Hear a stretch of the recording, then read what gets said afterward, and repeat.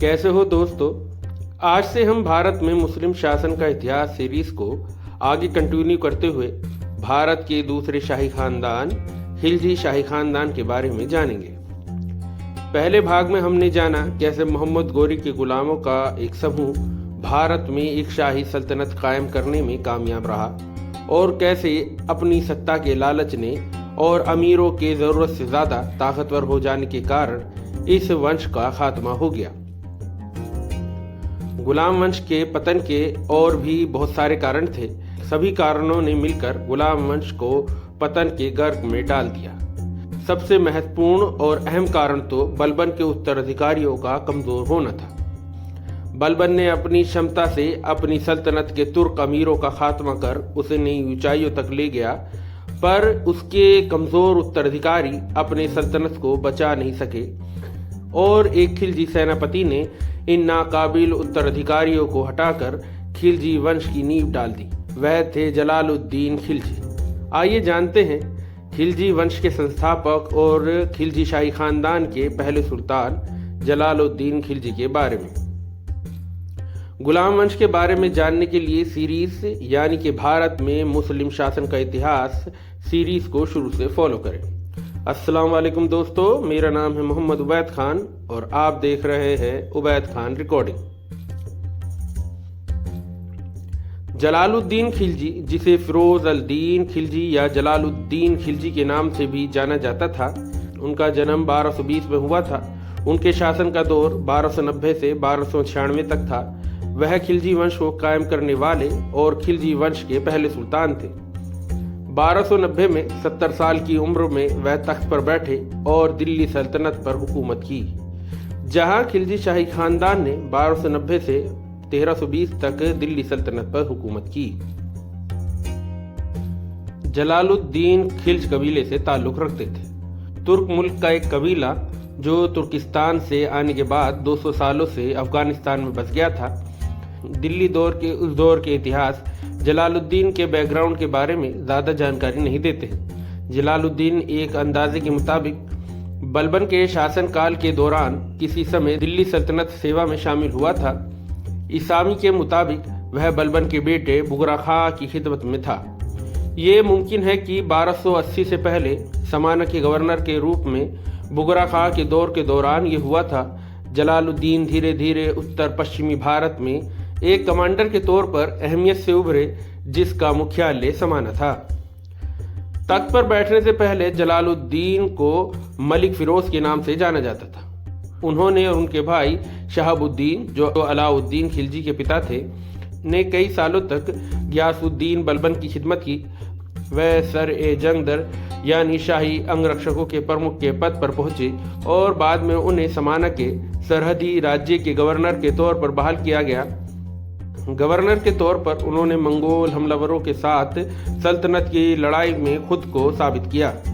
1287 में बलबन के इंतकाल के बाद दिल्ली के कोतवाल मलिक अल उमरा फखरुद्दीन ने बलबन के 9 उम्र यानी कि किशोर पोते मोइजुद्दीन केकुबाद को मोइजुद्दीन की उपाधि के साथ तख्त पर बैठाया। केकुबाद एक कमजोर शासक था और शासन असलियत में उसके अधिकारी मलिक निजामुद्दीन द्वारा चलाया जाता था। कुछ मुखालिफ अधिकारियों द्वारा निजामुद्दीन को जहर देने के बाद केकुबाद ने जलालुद्दीन को समाना से दिल्ली बुलाया, उसे शाइस्ता खान की उपाधि दी, उसे आरिज़े मुमालिक बनाया और उसे बारा का गवर्नर बनाया। इस वक्त तक केकुबाद की तबीयत खराब हो गई थी और रईसों के 2 मुखालिफ ग्रुपों में दिल्ली में सत्ता के लिए मुकाबला शुरू हो गया था। मलिक आयतेमुर सुरखा के अगुवाई में एक गुट पुराने तुर्क कुलीन गवर्नर की शक्ति को बनाए रखना चाहता था और बलबन के परिवार को सिंहासन पर बनाए रखना चाहता था। जलालुद्दीन की अगुवाई वाले दूसरे गुट ने नए कुलीन वर्ग के उदय की हिमायत की।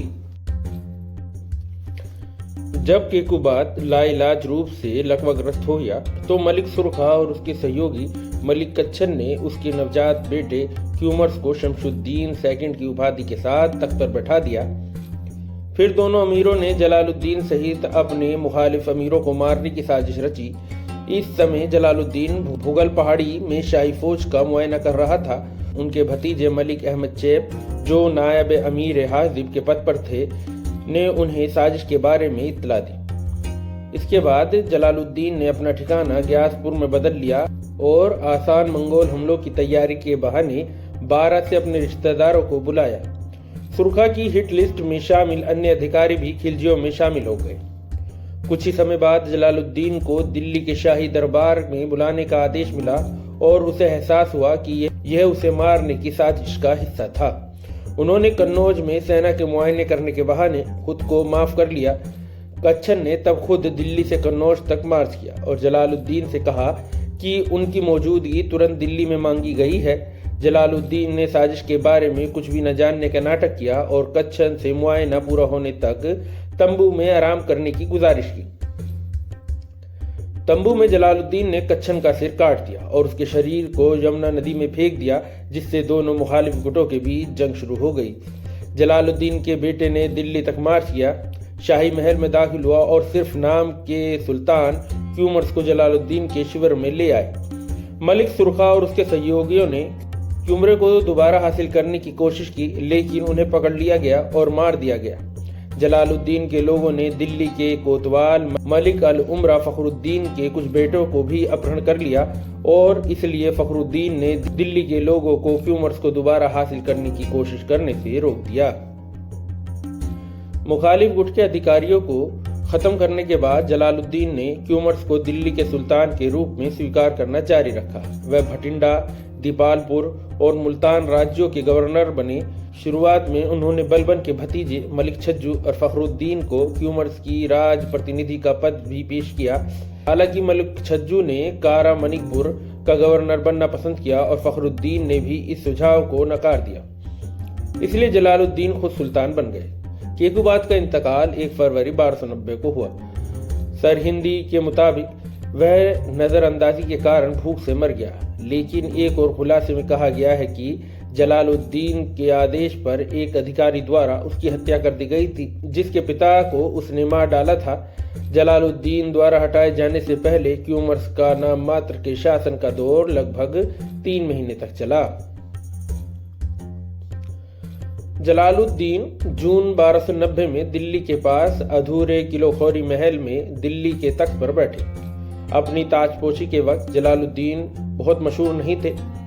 पुराने तुर्क सरदारों के बीच उन्हें बहुत कम हिमायत हासिल थी, जो उन्हें गैर तुर्क वंश का मानते हुए एक अफगान के रूप में देखते थे। इसके अलावा वह लगभग 70 साल के बूढ़े व्यक्ति थे और उनके नर्म मिजाज को इस ओहदे के लिए सही नहीं माना जाता था।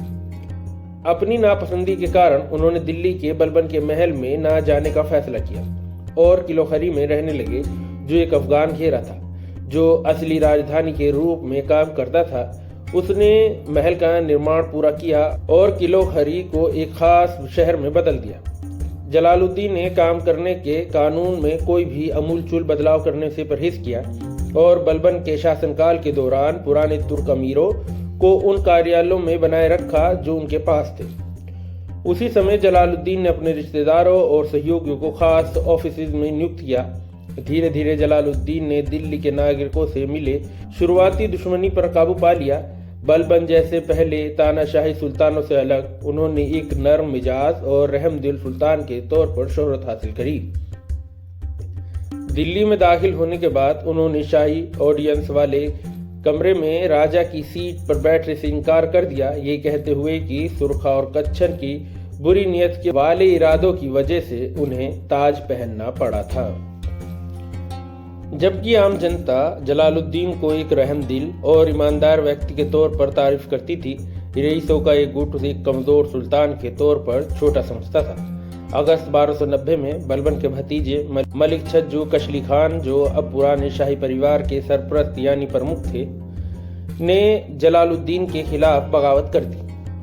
उसे उम्मीद थी कि उसे अपने चचेरे भाई बुगरा खां केकूबाद के पिता से सपोर्ट मिलेगा, जो 1287 में पूर्वी बंगाल इलाके में एक आज़ाद सुल्तान बन गए थे। छज्जू ने खुद को सुल्तान मुगिसुद्दीन बताया और अपनी आज़ादी का ऐलान कर दिया।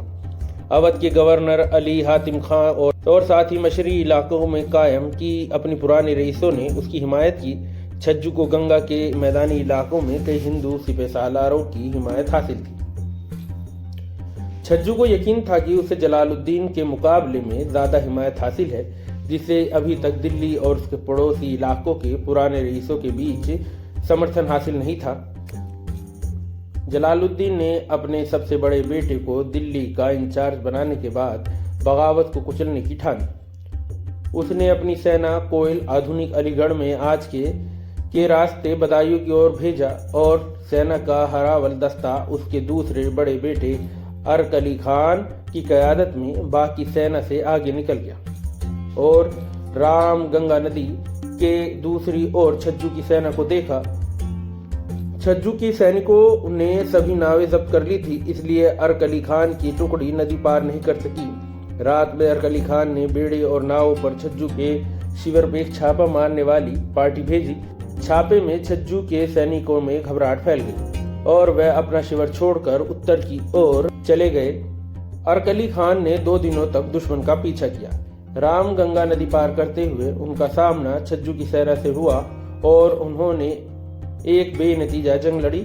इस बीच जलालुद्दीन की सेना ने भोजपुर, आज के फर्रुखाबाद के पास में गंगा नदी की पार की और छज्जू के समर्थकों को एक और लड़ाई में शामिल कर लिया।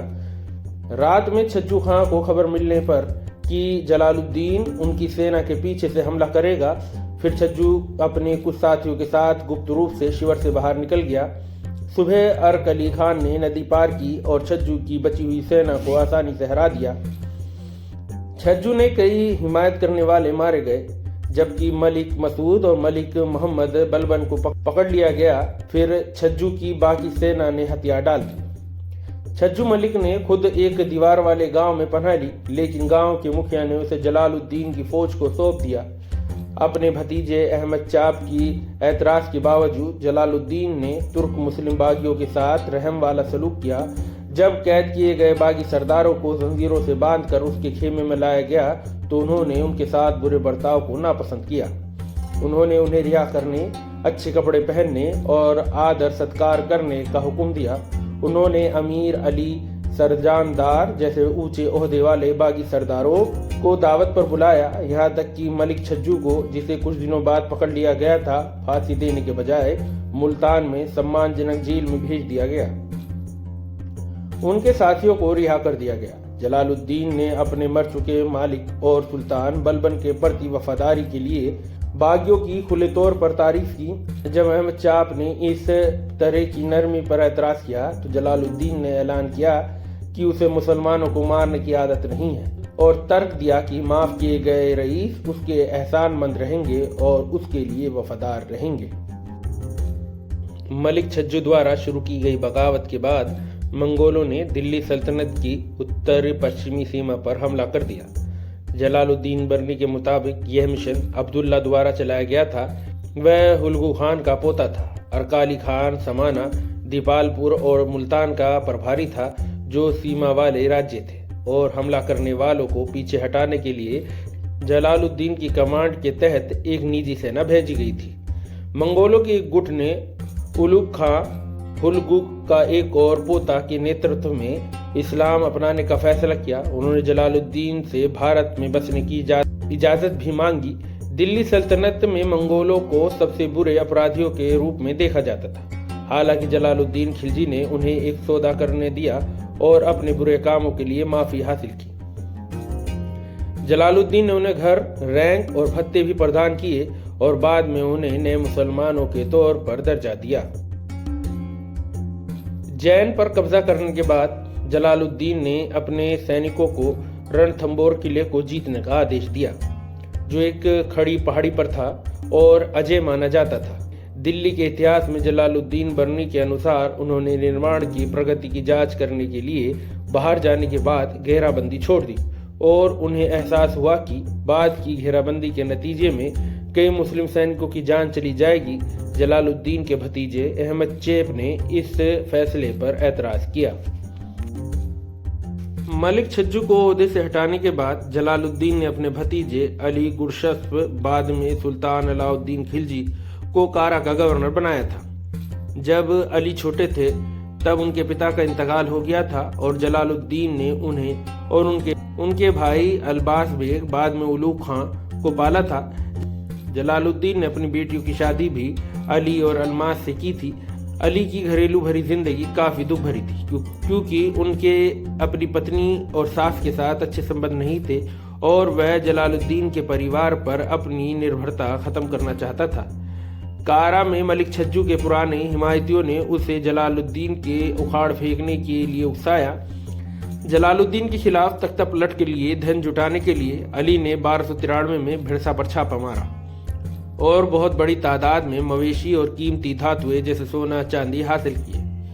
भिलसा में रहने के दौरान उन्होंने दक्षिण यादव सल्तनत के बारे में जाना। उन्होंने चतुराई से सुल्तान का विश्वास जीतने के लिए भिलसा से लूटा हुआ माल जलालुद्दीन को सौंप दिया, लेकिन यादव सल्तनतों के बारे में जानकारी छुपा ली। लूट से खुश होकर जलालुद्दीन ने अली को एरीज ममालिक का कार्यालय दिया, जो कभी अली के पिता के पास था। उन्होंने अली को कारा मानिकपुर के अलावा अवध की सूबेदारी भी प्रदान की। उन्होंने चंदेरी से परे इलाकों पर छापा मारने के लिए, ज़्यादा सैनिकों की भर्ती करने के लिए खजाने के इस्तेमाल करने की अली की गुजारिश को भी मान लिया। अगले कुछ सालों में अली ने गुप्त तरीके से देवगिरी पर छापे की योजना बनाई। 1296 में वह 8000 मजबूत घोड़सवार सेना के साथ देवगिरी के लिए निकले। उन्होंने कारा की जिम्मेदारी अलाउल मुल्क को छोड़ दी, जिसने दिल्ली में जलालुद्दीन के शासन को अली की असली जगह के बारे में गुमराह किया। देवगिरी में अली ने बड़ी तादाद में दौलत हासिल करी। जब जलालुद्दीन ने देवगिरी में अली की सफलता के बारे में सुना, उसके पास एक विशाल खजाना आने की उम्मीद से खुश हुआ। वह इस उम्मीद में ग्वालियर चला गया कि कारा के रास्ते में अली उससे मिलने आएगा। हालांकि अली सीधे कारा की ओर बढ़े। जलालुद्दीन के अहमद चैप जैसे दरबारियों ने उसे कारा में अली को रोकने की सलाह दी, लेकिन जलालुद्दीन ने अपने भतीजे पर भरोसा किया और दिल्ली लौट आए। दिल्ली में अली के भाई अलमास बेग ने सुल्तान को अली की वफादारी का भरोसा दिला दिया। कारा पहुंचने के बाद अली ने जलालुद्दीन को छापे पर एक रिपोर्ट भेजी और परेशानी बताई कि उसके दुश्मनों ने जलालुद्दीन के मन में उसके खिलाफ जहर भर दिया है। उन्होंने माफ़ी का एक दस्तखत वाला खत मांगा, जिसे जलालुद्दीन ने तुरंत भेज दिया। कारा में जलालुद्दीन के दूत उस समय हैरान रह गए जब उन्हें अली की सैन्य ताकत और जलालुद्दीन को गद्दी से हटाने की उसकी साजिश के बारे में पता चला। अली ने उन्हें हिरासत में लिया और उन्हें दिल्ली जाने से रोका। इस बीच अलमास बेग ने जलालुद्दीन को यकीन दिलाया कि अली हमेशा अपने रुमाल में जहर रखता है और अगर जलालुद्दीन ने उसे खुद माफ नहीं किया तो वह मुजरिमाना एहसास से खुदकुशी कर लेगा। अब अपने प्यारे भतीजे के बारे में चिंतित भोले भाले जलालुद्दीन ने अलमास को कारा जाने अली को खुदकुशी करने से रोकने के लिए कहा और कुछ ही समय बाद खुद कारा जाने का वादा किया। जुलाई 1296 में जलालुद्दीन ने रमज़ान के मुबारक महीने के दौरान अली से मिलने के लिए एक बड़ी सेना के साथ कारा तक मार्च किया। उन्होंने अपने कमांडर अहमद चैप को सेना के बड़े हिस्से को ज़मीन के रास्ते कारा ले जाने का हुक्म दिया, जबकि उन्होंने खुद 1000 सैनिकों के साथ गंगा नदी का सफ़र किया। जब जलालुद्दीन का दल कारा के करीब आया तो अली ने अलमास बेग को उससे मिलने के लिए भेजा। अलमास बेग ने जलालुद्दीन को अपनी सैनिकों को पीछे छोड़ने के लिए मना लिया, ये कहते हुए कि उनकी मौजूदगी अली को खुदकुशी करने से डरा देगी। जलालुद्दीन अपने कुछ साथियों के साथ एक नाव पर चढ़ गया, जिन्हें अपने हथियार खोलने के लिए कहा गया था। जब वह नाव पर सवार हुए तो उन्होंने नदी के किनारे अली के हथियार वाले सैनिकों को तैनात देखा। अलमास ने उन्हें बताया कि इन सैनिकों को जलालुद्दीन का सही स्वागत करने के लिए बुलाया गया था। जलालुद्दीन ने इस समय उसका स्वागत करने नहीं आने पर अली के तहजीब की कमी के बारे में शिकायत की। हालांकि अलमास ने उसे यह कहकर अली की वफादारी के बारे में यकीन दिलाया कि अली देवगिरी से लूट के सामान और उसके लिए एक दावत के इंतजाम करने में बिजी था। सफाई से मुतमईन होकर जलालुद्दीन ने नाव पर कुरान पढ़ते हुए कारा का अपना सफ़र जारी रखा। जब वह कारा में उतरे तो अली के सेवक ने उनका स्वागत किया और अली ने रस्मी तौर पर खुद को उनके पैरों में फेंक दिया। जलालुद्दीन ने प्यार से अली को उठाया, उसके गले पर एक चुंबन दिया और अपने चाचा के प्यार पर शक करने के लिए उसे डांटा। इस मोड़ पर अली ने अपने हिमायती मोहम्मद सलीम को इशारा दिया, जिसने जलालुद्दीन पर अपनी तलवार से 2 बार वार किया। जलालुद्दीन पहले झटके से बच गया और अपनी नाव की ओर भागा, लेकिन दूसरे झटके में उसकी मौत हो गई। अली ने शाही ताज अपने सिर पर उठाया और खुद को नया सुल्तान होने का ऐलान कर दिया। जलालुद्दीन के सिर को भाले पर रखा और अली के कारा, मानिकपुर और अवध राज्यों में घुमाया गया। नाव पर सवार उनके साथी भी मारे गए और अहमद चैब की सेना दिल्ली की ओर पीछे हट गई। उस दौर के लेखक अमीर खुसरो के मुताबिक अली 19 जुलाई 1296 को अलाउद्दीन खिलजी के तौर पर तख्त पर बैठे। प्रशासनिक उपलब्धियों के नजरिए से जलालुद्दीन खिलजी का दौर भले ही शानदार दौर न माना गया हो, लेकिन वह एक सफल शासक थे। मुस्लिम साम्राज्य पर अपना कंट्रोल कायम करने के अलावा उन्होंने सल्तनत की समस्याओं को कामयाबी से हल किया। क्योंकि उन्हें फालतू के खून खराबे से नफरत थी, इसलिए उन्होंने माफ करने की नीति अपनाई। वह एक सफल शासक साबित हुए और उनकी नीतियां काफी उपयोगी साबित हुई होंगी, लेकिन अलाउद्दीन की साजिश ने उनकी कामयाबी के आसान रास्ते में परेशानी डाली और वह अपनी महत्वाकांक्षाओं का शिकार बन गया। आज का ये ब्लॉग हम यही खत्म करते हैं। आपको हमारा ब्लॉग कैसा लगा हमें कमेंट्स में ज़रूर बताएं।